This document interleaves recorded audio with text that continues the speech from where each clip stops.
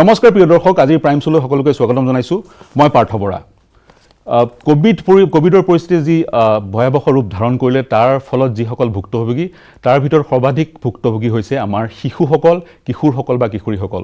2020 মাৰ্চৰ আগলৈকে তেওঁলোকে শুনি আছিল চীনত এটা ভাইৰাছ ওলাইছে যি বিধ্বংসী ৰূপ ধাৰণ কৰিছে, বহু লোকৰ মৃত্যু হৈছে। কিন্তু তেওঁলোকে গমেই নাপালে কেতিয়া সেই ভাইৰাছটো তেওঁলোকৰ ওচৰ পালেহি, ভাৰতবৰ্ষ পালেহি, যাৰ ফলত এদিন ভাৰতবৰ্ষ বন্ধ হৈ গ'ল, নিস্তব্ধ হৈ গ'ল সমগ্ৰ দেশ, তেওঁলোকৰ স্কুল বন্ধ হৈ গ'ল। যিখনক আমি এক প্ৰকাৰ জীৱন গঢ়াৰ কমাৰশাল বুলি কওঁ, সেইখন বন্ধ হৈ গ'ল। স্কুলত ছাত্ৰ ছাত্ৰীসকল বা আমাৰ শিশু কিশোৰসকল কেৱল শিক্ষা গ্ৰহণ কৰিবলৈ নাযায়, তাত তেওঁলোকৰ সামাজিক আদান প্ৰদান হয়, খেলা ধূলা কৰে আৰু তেওঁলোকৰ জীৱনে গ্ৰহ লয়। কিন্তু সকলো বন্ধ হৈ গ'ল, যাৰ ফলত মানসিকভাৱে যথেষ্ট প্ৰভাৱিত হ'ল আমাৰ শিশুসকল। আমাৰ হাতত কিছু এলাৰ্মিং ডেটা আছে, বহুত চিন্তনীয় কিছুমান তথ্য আমাৰ হাতত আছে, সেই তথ্যসমূহ দিম আৰু আমি আজি আলোচনা কৰিম। যিহেতু পুনৰ স্কুলসমূহ খুলিছে, ভেকচিনেশ্যন হৈছে, thanks to our scientist, vaccination সফল ৰূপত হৈছে আৰু ভেকচিনে কাম দিছে, যাৰ ফলত হাম কাটিছে কিছু পৰিস্থিতি, যাৰ ফলত স্কুলসমূহ খুলিছে। স্কুলসমূহ যিহেতু খুলিছে, আমাৰ শিশুসকলক, কিশোৰীসকলক আমি কোভিডৰ আগৰ যি পৰিস্থিতি, সেই পৰিস্থিতি কেনেকৈ ঘূৰাই দিব পাৰোঁ সেই সন্দৰ্ভত আমি আলোচনা কৰিম। আৰু আজি আমাৰ ষ্টুডিঅ'ত উপস্থিত হৈছে কেইজনমান অতি বিশেষ অতিথি। সদৌ অসম মইনা পাৰিজাত আৰু 9 is Mine নামৰ সংগঠনটোৰ তেওঁলোক সদস্য। তেওঁলোক আজি আমাৰ ষ্টুডিঅ'ত উপস্থিত হৈছে আৰু তাৰ লগতে আছে বিশেষজ্ঞ। পোনপ্ৰথমে মই তেওঁলোকক চিনাকি কৰাই দিব বিচাৰিম। আমাৰ মাজত আছে বিদিশা শইকীয়া, 18 বছৰীয়া বিদিশা শইকীয়া, বিদ্যুপন হাজৰিকা ধেমাজিৰ 17 বছৰীয়া, মীনাক্ষী মালিক গুৱাহাটীৰ কনিষ্ঠতম সদস্য আজিৰ এই শ্ব'টোৰ, অৰ্ণৱ ৰাজনাথ ধেমাজিৰ পৰা আৰু পপী দাস শিৱসাগৰৰ পৰা। আৰু তাৰ লগতে আছে আমাৰ সৈতে সংযুক্ত হৈ আছে ইউনিচেফৰ উত্তৰ পূৰ্বাঞ্চলৰ মুৰব্বী মধুলিকা জনাথন আৰু গুৱাহাটী মেডিকেল কলেজৰ ডক্টৰ মাইথিলী হাজৰিকা। সকলোকে স্বাগতম জনাইছোঁ। ইতিমধ্যে মই ইন্ট্ৰডাকশ্যনটো দিলোঁৱেই, যথেষ্ট এক চিন্তনীয় এটা বিষয়। প্ৰথমে মই এই শিশু কিশোৰসকলৰ সৈতে কিছু কথা সুধিলোঁ, তাৰপিছত আপোনালোকৰ ওচৰলৈ আহিম। প্ৰথমতেই মই যাব বিচাৰিছোঁ মীনাক্ষী, প্ৰায় 1.5 বছৰ স্কুল বন্ধ থাকিলে, ঘৰতেই অনলাইন যোগেদি পাঠ গ্ৰহণ কৰিবলগীয়া হ'ল, শিক্ষা গ্ৰহণ কৰিবলগীয়া হ'ল। আপুনি আমাক কওক আপোনাৰ অভিজ্ঞতা, কি কি সমস্যা হৈছিলে বা কি কি এডভান্টেজ আছিলে অনলাইন ক্লাছেছৰ? আপুনি যিখিনি শিক্ষকসকলে আপোনাক শিকাইছিল অনলাইনৰ মাধ্যমেৰে, এটা টেলিফোনৰ যোগেদি, মোবাইল ফোনৰ যোগেদি বা টিভিৰ যোগেদি, কম্পিউটাৰৰ যোগেদি, আপুনি কি কি অসুবিধা পাইছিল বা কি কি এডভান্টেজ আছিলে? আমাৰ স্কুলত জুম বা গুগল মিটত ক্লাছ হোৱা নাছিল আৰু অকল হোৱাটছএপতে নোটছবোৰ আমাৰ পঠাই দিছিল। এইকাৰণে আমাক বুজিবলৈ বহুত অসুবিধা হৈছে আৰু আমাৰ টিচাৰ্ছবোৰে ইমান গম পোৱা নাছিল কি জুম বা গুগল মিটত ক্লাছ কৰিব লাগে। আৰু ছাত্ৰ ছাত্ৰীসকলৰো বহুত অসুবিধা হৈছিল। কাৰোবাৰ কাষত মোবাইল নাছিল, কাৰোবাৰ কাষত। আপোনাৰ হাতত মোবাইল আছিল নে? মোৰ তাতে মোবাইল আছিলে। আপুনি যিহেতু গুৱাহাটীৰ, ইণ্টাৰনেট স্পীডো চাগৈ ঠিকে আছিলে, মানে অসুবিধা পোৱা নাছিলে? নাই, কেতিয়াবা হৈছিল নেটৱৰ্কৰ প্ৰব্লেম, কিন্তু ইমান হোৱা নাছিলে। মই অলপমান ভালদৰে ক্লাছ কৰিব পাৰিছিলোঁ। কিন্তু কেতিয়াবা আকৌ মোৰ দেউতা ঘৰতে আছিল, কিন্তু কেতিয়াবা যদি বাহিৰত ওলাব লাগে তেতিয়া মোবাইলটো লৈ যায়, তেতিয়া মই ক্লাছবোৰ মিছ কৰিছিলোঁ। আচ্ছা, আপোনাৰ কাৰণে পৃথককৈ মোবাইল ফোন নাছিলে, ঘৰত এটাই মোবাইল আছিলে বা দেউতাৰ মোবাইলটোৰ যোগেদি আপুনি পাঠ গ্ৰহণ কৰিব লাগিছিল। দৰ্শক, এইটো এটা বৰ ডাঙৰ সমস্যা।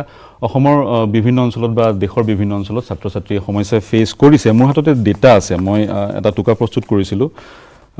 এই ডেটাটো অসমৰ দেই। অসমত 44% ছাত্ৰ ছাত্ৰীৰ হাতত কিন্তু ডিজিটেল ডিভাইচ নাছিলে, তেওঁলোকৰ হাতত কম্পিউটাৰ নাছিলে, তেওঁলোকৰ হাতত মোবাইল ফোন নাছিলে। এই সমস্যাটো মীনাক্ষীয়ে ইতিমধ্যে সেই সমস্যাটোৰ কথা জনাইছে। গতিকে যিহেতু 44% হৈছে 31 লক্ষ ছাত্ৰ ছাত্ৰী, অসমত 90 লক্ষ ছাত্ৰ ছাত্ৰী চাগৈ থাকিব, তাৰ 31 লাখৰ হাততে ডিজিটেল ডিভাইচ নাছিলে। গতিকে কিছু সমস্যাৰ সৃষ্টি হৈছিলে, মীনাক্ষীয়ে এই বিষয়ে ক'লে। এতিয়া মই সুধিব বিচাৰিম আৰু এগৰাকী কিশোৰক, আমাৰ সৈতে উপস্থিত আছে বিতুপন, যিটো মই এতিয়া ক'লোঁ মোবাইল ফোন নাছিলে বহুতৰ হাতত, 31 লক্ষৰ হাতত মোবাইল ফোনেই নাছিলে। কিন্তু আৰু কাৰোবাৰ ঘৰত যদি আছিলে, দেউতাকৰে পিতৃয়ে মোবাইল ফোনটো ব্যৱহাৰ কৰিবলগীয়া হৈছিল। আপোনাৰ কেনেকুৱা অভিজ্ঞতা? নমস্কাৰ। 2020 চনত গোটেই বিশ্বতে কৰোণা মহামাৰী বিয়পি পৰিছিল।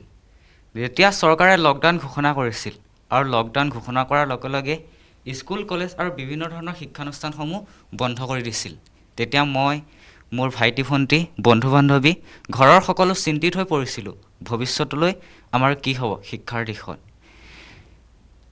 তাৰপিছত চৰকাৰে অনলাইন শিক্ষা আৰম্ভ কৰিলে সেই অনলাইন শিক্ষাৰ যোগেদি বহুতো অসুবিধাৰ সন্মুখীন হৈছিলোঁ আমাৰ ঘৰত মাত্ৰ এটাহে স্মাৰ্টফোন আছিল দেউতাৰ আৰ্থিক দুৰ্বলতাৰ বাবে এটা স্মাৰ্টফোন কিনি দিব পৰা নাছিল যেটো সময়ত মোৰ অনলাইন শিক্ষা হৈছিল সেই সময়ত ভণ্টিৰ অনলাইন শিক্ষা হৈছিল যাৰ ফলত ভণ্টিয়ে অনলাইন শিক্ষা সুবিধা গ্ৰহণ কৰিব পৰা নাছিল আমাৰ ঘৰখন এখন ভিতৰকাত আছিল তাত নেটৱৰ্কৰ বহুতো অসুবিধাৰ সন্মুখীন হৈছিলোঁ কেতিয়াবা মোৰ নেটৱৰ্কৰ অভাৱতো অনলাইন ক্লাছ কৰিবলৈ অসমৰ্থ হৈছিলোঁ মোৰ কেইজনমান বন্ধু ট্ৰিংকুল বিশ্ব তেওঁলোকৰ ঘৰখন আৰ্থিকভাৱে দৰিদ্ৰ আছিল তেওঁলোকৰ মাক দেউতাকে এটা স্মাৰ্টফোন কিনি দিব পৰা নাছিল যাৰ ফলত তেওঁলোকে শিক্ষা গ্ৰহণ কৰিব নোৱাৰত তেওঁলোকে শিক্ষাৰ দিশত পিছ পৰি গৈছিল মোৰ এজন বন্ধু তেওঁৰ নামটো কমলোচন আছিল তেওঁলোকৰ ঘৰত নেটৱৰ্ক নাপাইছিল আৰু তেওঁ পথাৰত গৈ অকলশৰীয়াকৈ তেওঁ অনলাইন শিক্ষা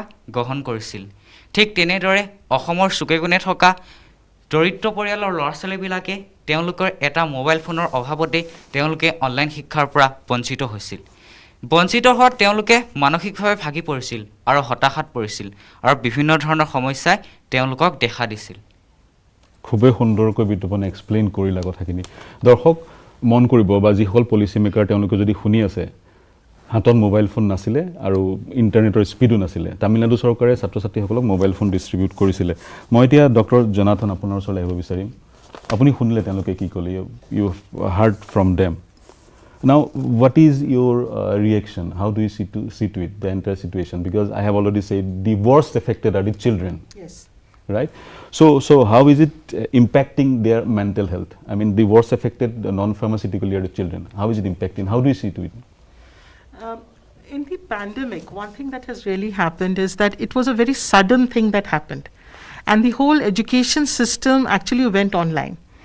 तो उसमें क्या हुआ कि जो स्कूल्स थे जो कॉलेजेस थे वो सब बंद हो गए और सब बच्चों को ऑनलाइन शिक्षा ग्रहण करनी पड़ी जी इसमें एक ये भी प्रॉब्लम हुआ कि जो टीचर्स थे बच्चे थे सबके लिए ये मीडियम ऑफ एजुकेशन बिल्कुल फ़र्क हो गया टीचर्स को अपने लेसन प्लान बदलने पड़े जिस तरह से वो शिक्षा देते हैं उसका जो माध्यम है उसको बदलना पड़ा they really have to reinvent themselves फिर इसमें ये भी हुआ कि जो बच्चे थे जैसे इन्होंने बताया कि जो डिफरेंट बच्चों के पास डिफरेंट इंफ्रास्ट्रक्चर था किसी के इवन टीचर्स के पास डिफरेंट तरह का इंफ्रास्ट्रक्चर था कि वो इस क्लास को किस तरह से लेते जब हम यूडाइस 2017-18 का डेटा देखते हैं तो उसमें हम देखते हैं कि असम में उस वक्त 84,000 बच्चे आउट ऑफ स्कूल थे और ये 17-18 का डेटा है तो ये कोविड से पहले का डेटा है और हम सोचते हैं कि ये नंबर्स और बढ़ गए होंगे अब जी numbers बढ़ गए हैं in the entire country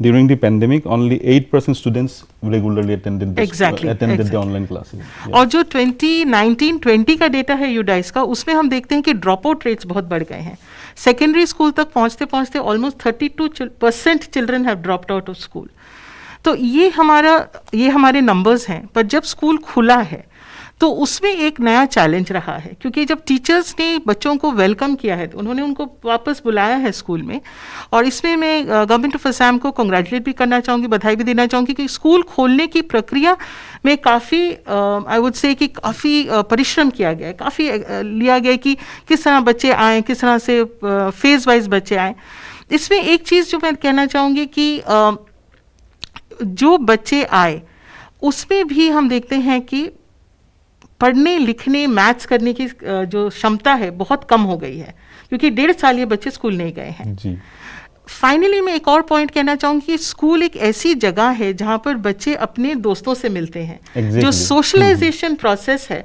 वो प्रोसेस में बहुत मतलब इट हैज़ रियली रिग्रेस्ड उसमें बहुत कम है शुरुआत में मैंने बोला school is a place not only place for exactly तो उसमें एक और ये जो है क्योंकि गवर्नमेंट की तरफ से बच्चों को स्कूल में खाना भी मिलता है तो B it a issue of studying mental health और इवन न्यूट्रिशन वैक्सीनेशन क्योंकि स्कूल हेल्थ भी इसमें सफ़र किया है तो ये सब बहुत सारी चीज़ें हैं जो निकल कर आई और हम देखते हैं कि बच्चों के घरों में भी काफ़ी सारी हिंसा हुई है जी बच्चों को काफी सारे इश्यूज है I will come to you okay Maithili Hazarika আপোনাৰ ওচৰলৈ যাব বিচাৰিম ডক্টৰ হাজৰিকা আপুনি কেনেদৰে চাই গোটেই পৰিস্থিতিটো মোৰ প্ৰশ্নটো হৈছে শিশুসকল যিহেতু ঘৰতে আবদ্ধ হৈ থাকিলে মই আৰম্ভণিতে কৈছোঁ স্কুল কেৱল শিক্ষা গ্ৰহণৰ স্থানেই নহয় সামাজিক আদান প্ৰদান হয় ফ্ৰেণ্ডৰ সৈতে তেওঁলোকে কথা বতৰা পাতে আৰু খেলা ধূলা কৰে।